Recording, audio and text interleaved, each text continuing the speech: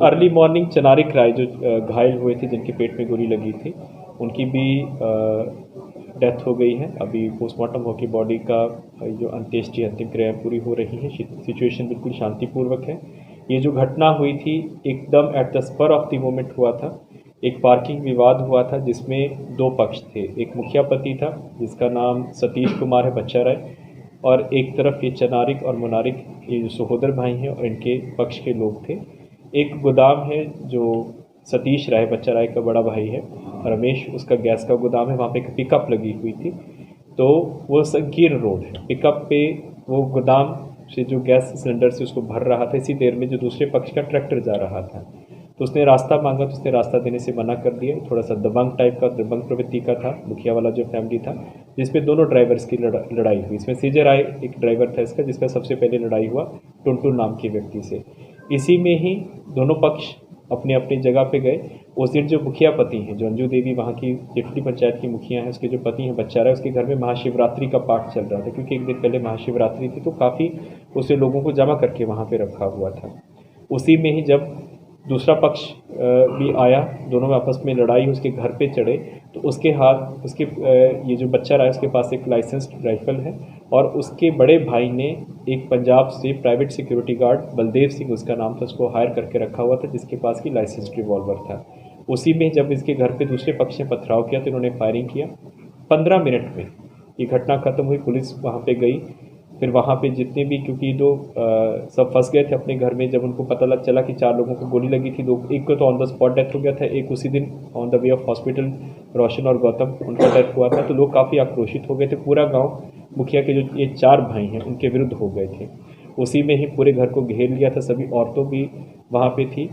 जितने हमारे पास पहले पुलिस फोर्स थी, सबसे पहले औरतों को वहाँ से सुरक्षा से निकाला गया, और उसके बाद नाव के माध्यम से, क्योंकि लोगों ने पूरे उसको घेरा गया था, जो अभियुक्त थे फायरिंग करने वाले, दोनों अभियुक्त तो ऑन द स्पॉट ही पकड़ा गए थे।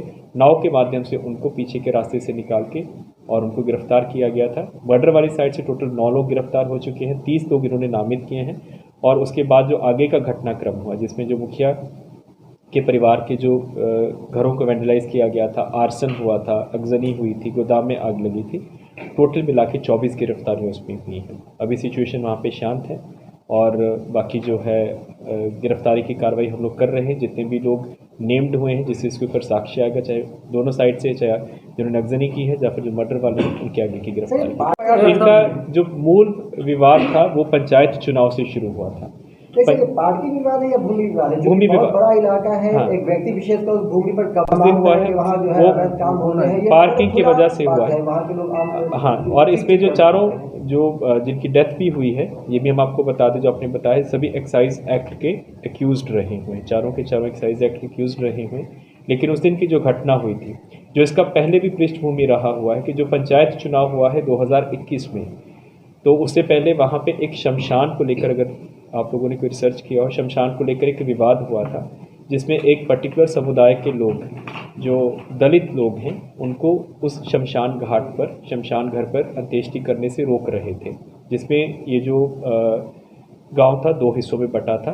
उसी के बाद जो अंजू देवी हैं, उनको मुखिया के कैंडिडेट के रूप में नामित किया गया था, और जो दूसरा पक्ष है, उनका जो बेटा पंचायत समिति था, तो यही हुआ था कि आप अपना कैंडिडेट खड़ा मत कीजिए, हम लोग अपना कैंडिडेट जो अंजू देवी है उसको खड़ा करेंगे, आप अपना सारा वोट हम लोगों को दीजिएगा, और उसके बाद जो भी प्रोजेक्ट्स में हम लोगों का हिस्सेदारी होगा, भागीदारी होगा, वो लोग चलेगा। तो 4 महीने तक तो ये व्यवस्था ठीक ठाक से चली। लेकिन उसके बाद वही पैसों को लेकर, और क्योंकि उसके बाद जो पावर होता है, जो शक्ति प्रदर्शन होता है, उसको लेकर दोनों पक्षों में फूट पड़ गया। तब से कुछ इन लोगों के बीच में विवाद चल भी रहा था।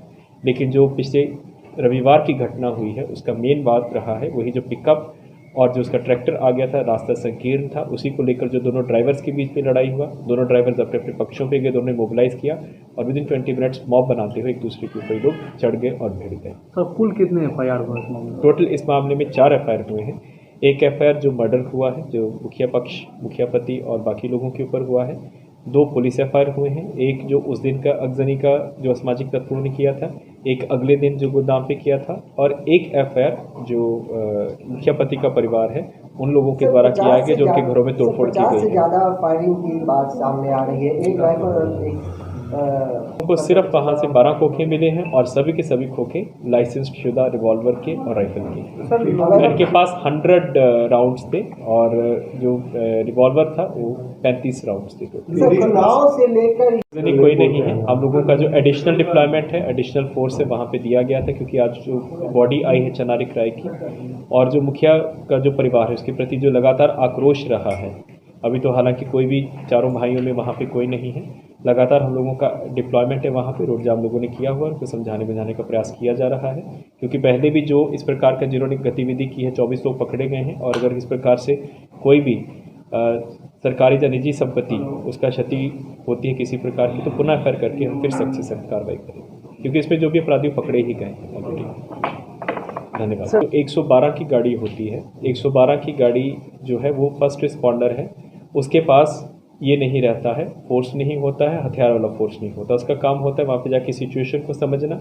और जैसे 112 की रिस्पॉन्ड हुआ 5 मिनट में उसने फिर थाना को फ़ोन किया कि यहाँ पे बड़ा मॉब है, तुरंत थाना की बाकी गाड़ी गई और ये तो जो घटना हुई तो 15 मिनट में ख़त्म हो गई थी और तुरंत जैसे थाना की गाड़ी गई, जो भी थाना के पास फोर्स था, फिर आसपास के थानों को भिजवाया गया और घर में तकरीबन, क्योंकि महाशिवरात्रि का पाठ चल रहा था, बहुत भारी संख्या में महिलाएँ भी थीं, बिल्कुल मॉब उनको घेरा हुआ था।